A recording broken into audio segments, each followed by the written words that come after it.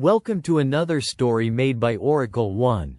The morning sun had barely crested the rolling hills outside the city of Toledo when Marina slipped quietly through the heavy wooden door of the apothecary's workshop. The scent of dried herbs, ground minerals, and something faintly sharp hung in the air, a familiar perfume she had come to associate with this place and with her master, Don Rodrigo. To Marina, the workshop was a sanctuary, a cavern of secrets and promise within the city's chaotic pulse. A place where sparks could fly and new wonders could be born. Marina had arrived in Toledo 2 summers ago, a barefoot village girl with a thirst for knowledge sharper than the flint she carried in her pouch. Don Rodrigo had taken her on tentatively at first, though not for kindness or charity. He was a stern man with a tangled beard shot through with silver, his eyes cold as flint on the surface but capable of deep warmth in rare moments. His reputation as the city's finest alchemist brought nobility and merchants alike knocking at his door, seeking elixirs to cure maladies, powders to transform metals, and tinctures rumored to unlock the secrets of the divine. Yet what fascinated Marina most was the promise of fire. The alchemist's fire, that elusive force said to transmute lead into gold, to ignite a hidden power in base elements. She spent hour upon hour at his side, grinding ingredients, noting formulas in her leather-bound notebook, and learning the labyrinthine language of alchemy, something older and deeper than mere chemistry, an art that danced on the edge of magic and science. One gray afternoon, as rain whispered against the stained glass, Marina was sorting through shelves of rare containers when her fingers brushed against a hidden latch in the back wall. Intrigued, she pulled cautiously. The shelf slid aside, revealing a narrow passage dimly lit by a sputtering oil lamp. At the end of the passage rested a chest bound in iron, the air thick with dust and a faint smell of sulfur. Her heart thundered, not from the discovery of hidden gold, but from the expectation of secrets buried long ago. Back in the workshop, Don Rodrigo caught her with dirt smudging her hands and curiosity sparking in her eyes. "Master, what lies behind the hidden wall?" she dared to ask, her voice trembling.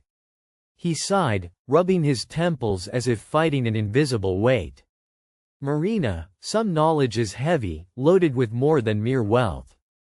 It is not gold we guard there, but a truth that could unravel all we believe." But Marina's curiosity had a life of its own. That night, under the thin light of a crescent moon, she returned to the secret passage and pried open the chest. Inside were not bags of gold coins, but ancient manuscripts bound in cracked leather, strange powders sealed in crystal flasks, and a curious empty vial with markings in a script she could barely decipher. Among the papers, one parchment stood out. It bore a map of the city adorned with strange sigils and a strange inscription. "The philosopher's flame lies beneath the old synagogue."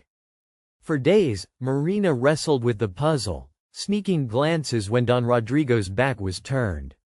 The phrase, "philosopher's flame," or "alchemist's fire," was known to her by reputation but never so directly linked to the very heart of Toledo. Was this the site of the legendary flame that could transform metals and men? Her thoughts turned darker as she noticed changes in Don Rodrigo's demeanor. He moved with more urgency, barely eating, and his usually sharp eyes clouded over with worry. Then, one evening, a strange visitor arrived. A foreign merchant cloaked in black and moving with a quiet menace. He spoke in hushed tones, bearing a letter sealed by the Grand Inquisitor's mark. Marina's world shifted. Don Rodrigo confided that they were no mere alchemists experimenting with metals, but custodians of an ancient power that could shake kingdoms. The alchemist's fire was real, a secret inherited across generations, but its power was feared. A power the Inquisition sought to claim and burn as heresy. "You must understand," Don Rodrigo said quietly as the rain hammered the roof, "this knowledge is a double-edged sword. To unleash it uncontrolled could destroy us all, but to hide it is to cling to a darkness that grows heavier with each day. Marina's heart hammered against her ribs.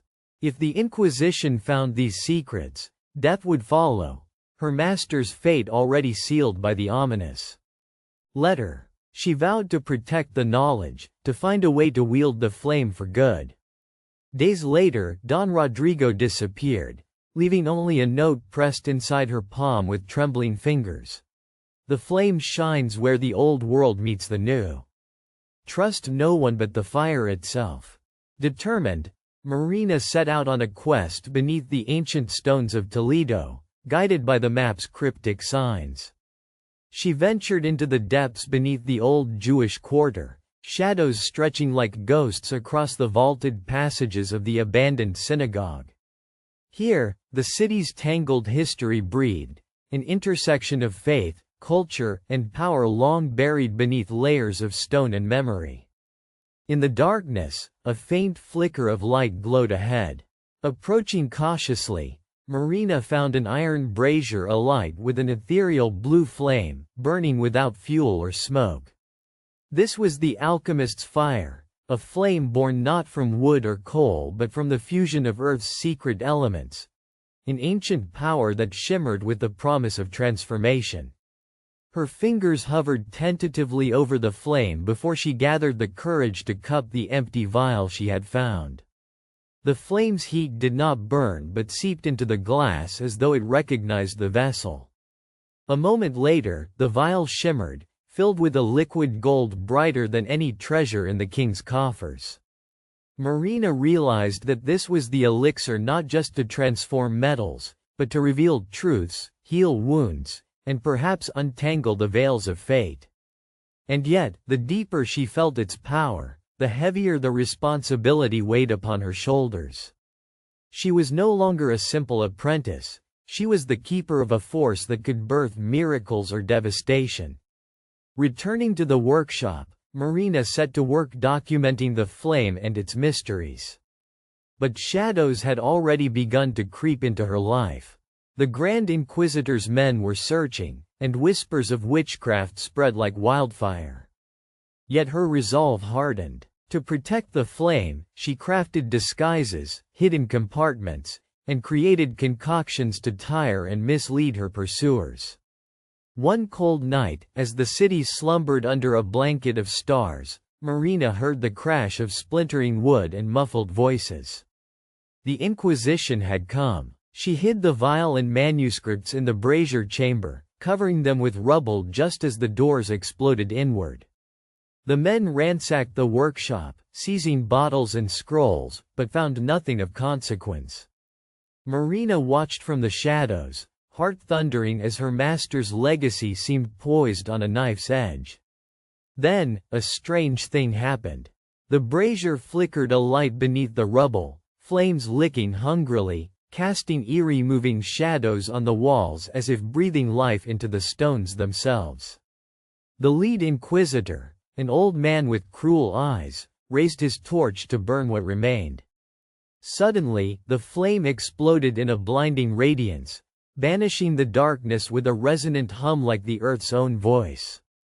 When the glow faded, the chamber was empty, the artifacts gone, vanished as though swallowed by the flame itself. Marina understood then that the alchemist's fire was alive in a way no one else had comprehended. It did not exist to be hoarded or wielded lightly, it chose its guardian and could protect itself in unimaginable ways. She slipped through the chaos as the inquisitors reeled in confused fury. The secrets of the flame were safe for now, but her journey was far from over. Years passed as Marina traveled beyond Toledo, assuming new identities but carrying the legacy of the alchemist's fire within her. She taught trusts discreetly, aiding those who suffered, healing wounds society could not mend, always balancing on the razor's edge between light and shadow. The flame became a symbol of hope in dark times, a myth whispered in alchemist circles and within the hearts of the oppressed. And somewhere, deep in the windswept hills of Spain, Beneath the ruins of an ancient synagogue and the stones of a forgotten city, the philosopher's flame still burns, a secret fire that neither gold nor fear can extinguish. For more stories, like and subscribe.